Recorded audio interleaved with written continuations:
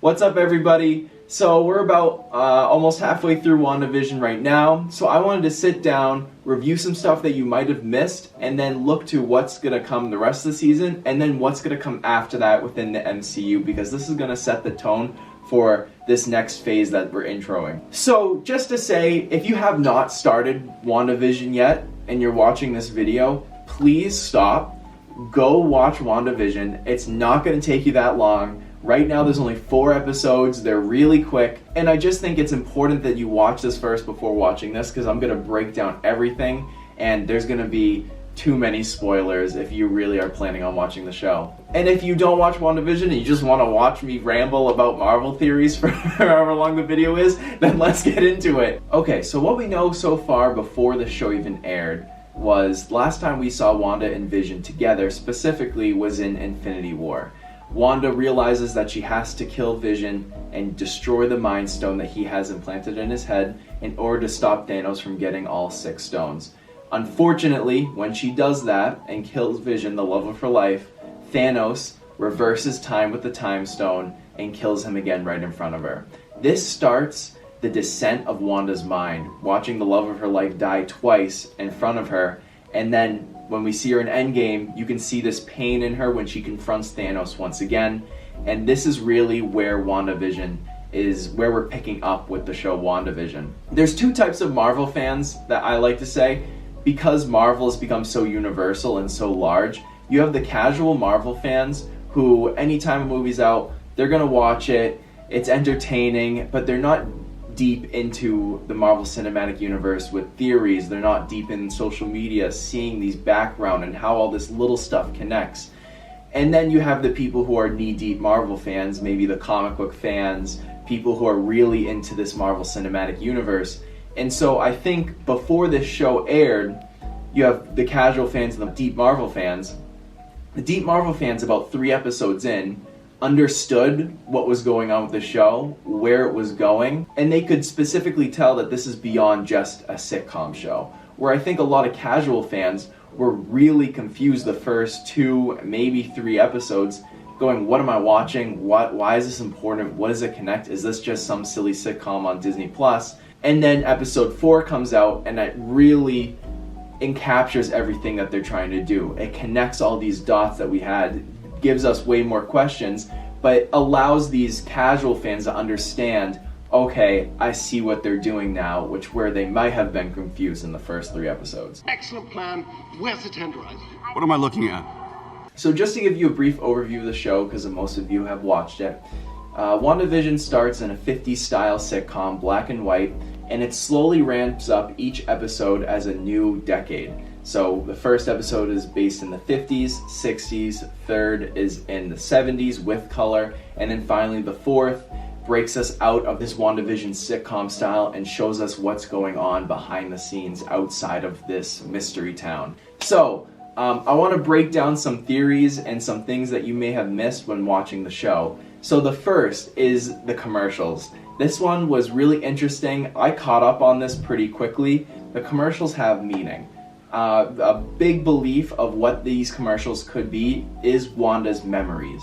So the first commercial we see in the first episode is a toaster oven by Stark Industries. So this one is probably a memory from the Stark Industry bomb that killed her parents. And if you actually listen closely, when they push down the toaster sound, it mimics the same background sound of a arc reactor charge. Which I thought was pretty interesting and really cool that they added in here, that you have to really listen closely to hear. In the second episode, we see a Strucker watch. Strucker is the person who actually experimented on Wanda and her brother Pedro growing up, and this also shows the Hydra logo on the watch, meaning it was made by Hydra, Wanda and Pedro, and also Strucker worked for Hydra. The next episode shows Hydra Soak. Hydra, once again, being a main company villain against Marvel and our Avengers for years, and then the commercial, here, just listen. Escape to a world all your own, where your problems float away. When you want to get away, but you don't want to go anywhere, Hydra Soak. As you can see, it's pretty much just describing what's happening with Wanda, ironically, and it's really interesting that these are actually memories of hers getting pieced together within these commercials. So the next thing we have to figure out is Vision. Once again, he was dead, now he's here, and he seems fine. So in episode 4, we see that Vision's body is actually dead and is being animated by Wanda. There was a scrapped after credit scene after Endgame of Wanda going into this tomb memorial and taking Vision's dead body out. They probably scrapped it because they didn't want to give too much away about WandaVision, but that was in the cards and there is concept art for it, and Paul Bettany even had referenced it in the past in some of his interviews. Vision also consistently breaks the fourth wall while looking at what seemingly is the camera rather than a TV where Wanda's looking. He's almost looking directly at our screen being the screen to the people who are watching in S.W.O.R.D. around the outside. So Vision's definitely figuring out what's going on. There was a cutscene where Vision said something's not right. Wanda scrapped that piece and made him go right back to saying everything's okay. So Vision's catching on. That's definitely for certain, and Vision's also dead for certain after we saw that in episode 4. We were introduced to Geraldine at first, who later became Monica Rambeau. Monica Rambeau is the daughter of Maria Rambeau, who we met both of them in Captain Marvel. Monica Rambeau was a kid then, now all grown up. After she came out of the blip in episode 4, it shows that her mom is now dead. Now she's back to working for S.W.O.R.D., who her mom helped create. And she's put into this WandaVision environment after looking for missing persons, finding the town of Westview and getting trapped in before Wanda sends her right back out. Now, in the comics, Monica Rambeau has powers. So this bit where we see Wanda throw Monica out of this town, breaking 1, 2, 3, and then a fourth wall out of the town, which is kind of ironic. Could she be getting powers from this large, powerful moment of Wanda sending her out and potentially sending powers into her? So that's just something to think about, as Monica in the comics does have powers and seems to be a prevalent point in the show and possibly the future. So now we've looked at Vision, we've looked at Monica, now let's look at Agnes, who seemingly is just a friendly neighbor next door. But as we're slowly unpacking, and as the Marvel mass is slowly unpacking, we think there's a lot more to her, and I agree. One of the major keys to this was in episode 4, when they showed the wall of everyone who they're deciphering who is a real person with an ID. Agnes is on the wall, the only one without an ID. I'd also like to point out Dottie was also not shown on that wall at all. Something that's really interesting that's being connected is that Agnes is wearing a brooch that is the same exact brooch, or almost the same, as Agatha Harkness wears in the comics. Agatha Harkness is actually a witch in the comics that teaches Wanda how to be one of the most powerful witch sorcerers in the world. Something to prove this further is her being this background witch. In the trailer and the promos for the upcoming episodes, there's a Halloween episode, and Agnes, ironically, is dressed up as a witch. Now that we know that there's something off and there's possibly a bigger background about Agnes, we have to look at what's going on with a villain within this show. After episode 4, where Monica Rambeau says it's Wanda, it's all Wanda, the casual Marvel fans are saying, yep, okay, it's Wanda creating this reality. And then all the other deep Marvel fans are saying, oh no, hold up, let's stop you there. It's Mephisto. Who is Mephisto? So Mephisto is a big villain, probably one of the largest villains in the Marvel comics. He's a very powerful, shape-shifting, demonic being that pretty much is fueled by humans' belief in the devil. And so he pretty much masquerades himself as the devil, as Satan.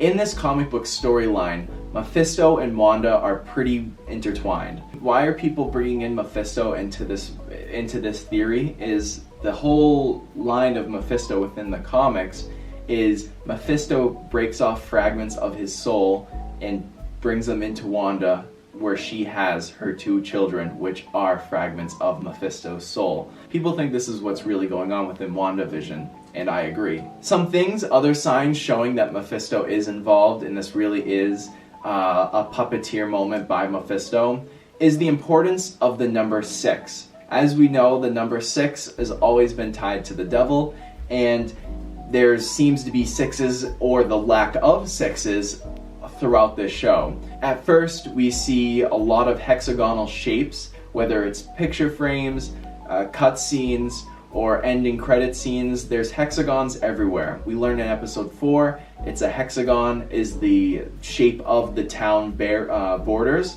Not only that, there is 6s left off of clocks, and there's also randomly 6 objects like stars in the opening scenes. So there is importance around the number 6, also hinting towards this devil figure, Mephisto. Another thing where we might be seeing Mephisto is as the stork in the 3rd episode.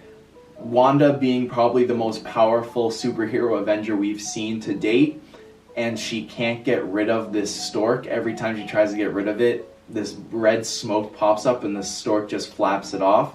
And who is the bringer of babies? A stork. And who is the bringer of Wanda's children, supposedly? Mephisto. So that is an interesting connection, that is probably, or could be, the first time that we've seen Mephisto as this shape-shifting being. Another thing is, who is Mephisto? Where is this demon character?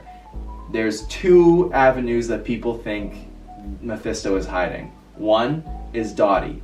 Dottie seems to be this cult PTA wife leader of the neighborhood wives, and she's also on multiple occasions had people repeat after her, and also creates a charity event having everyone say, "for the kids." The second one is Ralph, which is Agnes's husband, who is not seen and only talked about.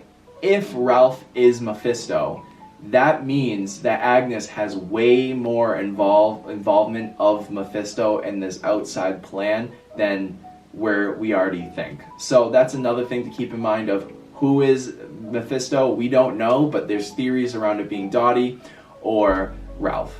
So if Agatha knows about Mephisto, knows about the plan, knows what's going on inside, Wanda's gonna figure it out. And I think if it continues with a comic book like storyline, Wanda ends up killing Agatha Harkness after Agatha or Agnes confronts Wanda to tell her about what's really happening with her children. And S.H.I.E.L.D., or in this case could be S.W.O.R.D., finds Agatha's dead body after Wanda killed her, after really finding out the truth around why her children are here, and it's all a plan around Mephisto. Mephisto also connects to possibly this next span of Marvel movies and TV work. Mephisto connects to Spider-Man, Mephisto connects to Doctor Strange, and Mephisto connects to Loki. And that's the next group of Marvel media that are coming out. There's another avenue proving that probably Wanda is not a villain in this, or a villain yet, is why would they make one of the biggest Marvel characters right now a villain through a Disney Plus TV show? As big as it is, that seems like something that would be more along a cinematic release, such as Doctor Strange and the Multiverse of Madness, which Wanda is in, and supposedly Mephisto is the main villain in that movie as well. So I think we're watching the slow deterioration of Wanda's sanity and mind, but finally I think where it flips is a comic book storyline, and one that I think is coming up, is Mephisto ends up consuming back the powers and the soul and the creation of her two children. And I think that is where Wanda snaps, loses her mind, and I think that is where we're going to introduce the House of M. The House of M is a comic book span where Wanda alters reality for all the Avengers and superheroes, creating their perfect reality of what they really want. And I think this is where we start to see it in WandaVision. This is happening for her. Her and possibly Mephisto are creating this reality. And so then she kind of breaks out of this eventually and creates this perfect reality for all the Avengers. in a House of M storyline possibly being introduced into the MCU. It's interesting how this is the beginning to what is going to be altered realities in reality. This is going to be the start to what's to come. The next movie, Spider-Man 3, has a lot of talk around the multiverse around it.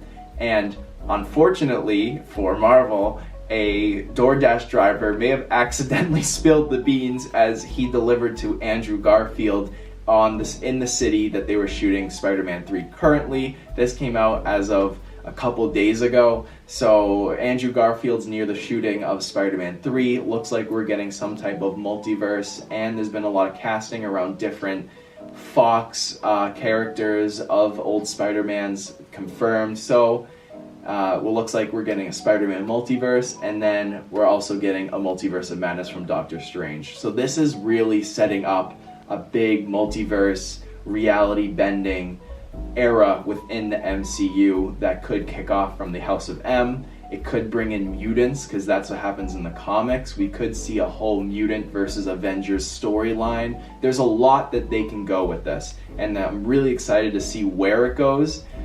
They're also gearing up to possibly bring Quicksilver back, because Quicksilver is in this whole storyline continuing through the MCU. He actually plays a pretty big role. And for some reason, Evan Peters, who played in the Fox version of MCU and X-Men, and Aaron Taylor Johnson are also both listed on different sources of the cast information for WandaVision. So there is a possibility we could see one or two of them come back into the show and come back into the MCU in some way.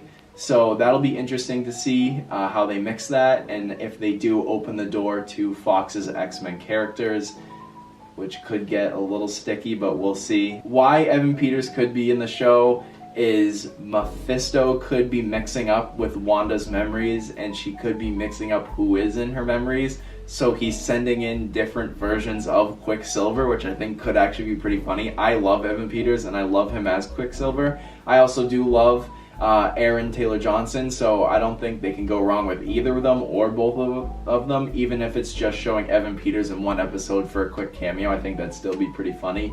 So I think that is a funny avenue to go. I don't know if it's true. I actually really don't know if we're even going to see Quicksilver, but I really do think, I hope at least, that we do see Quicksilver and he's back into the MCU as a reoccurring character. Oh, I did promise I would read off some theories that you guys submitted, so let me do that real quick.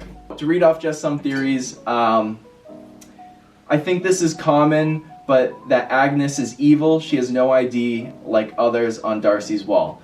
I think this could go 50-50. Like I said, Agnes could either be in on this whole Mephisto plot and end up, I think, dying by Wanda, or she could be one to end up helping Wanda and helping the storyline, helping Sword once they get out of this. That was Clara Del Vecchio who sent that one in. Philip R. Loro says, Wanda could be the villain of the next Doctor Strange as she's brainwashed by Mephisto. Yeah, I think I'm on board with that. I've been saying this for a while. I think that's a great storyline. I think we're finally getting the Scarlet Witch Wanda storyline that we've been deserving, and I'm really happy that it's going in this direction. Billy Ferranda says, Agnes's husband Ralph is Mephisto. Also, they never found Agnes's real identity. Yes. It could also be Dottie, but I really do think it's Ralph. I'm really almost sold on this whole Ralph, Agnes, they're in on it. Agnes is kind of good. She tries to help Wanda. Wanda's too mad. She ends up killing her. That's just what I'm thinking how this is going to go. But yes, I agree with you. Vinyl and Celluloid says it's a Pleasantville remake. What's Pleasantville? Pleasantville's a Superman show. An old one. Let me look up the plot. So Pleasantville, I guess, is supposedly these people get zapped into a 50s sitcom, which is interesting. And I think, yeah, it could be a little bit of a remake. Could be a little pulling on it. I'm not really sure. Overall, this is just my thought process through research, and I just think that we're being led too much to believe that this is all Wanda. I truly do believe Mephisto, or an overarching villain and devil figure Mephisto, is involved with the rest of this show, and that will continue on through this next phase of the MCU. So I really want to hear what your thoughts, what are your opinions, what are your theories. Let's talk about it. if I get enough comments, I will do another video reacting to your theories if you want to submit more. So please submit your theories in the comments, and I will make another video and we'll review your theories as well. So yeah, thank you.